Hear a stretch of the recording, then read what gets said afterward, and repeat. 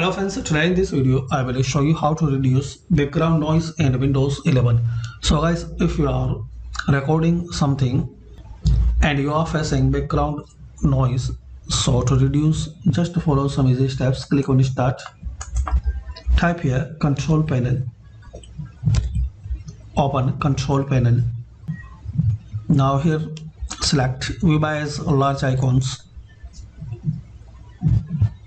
then click on sound.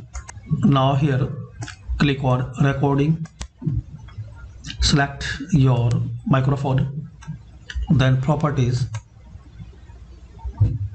Now click on advanced. Now here select best quality. Now select this both option,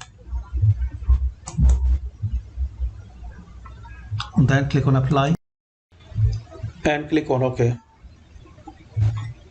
Now close it and restart.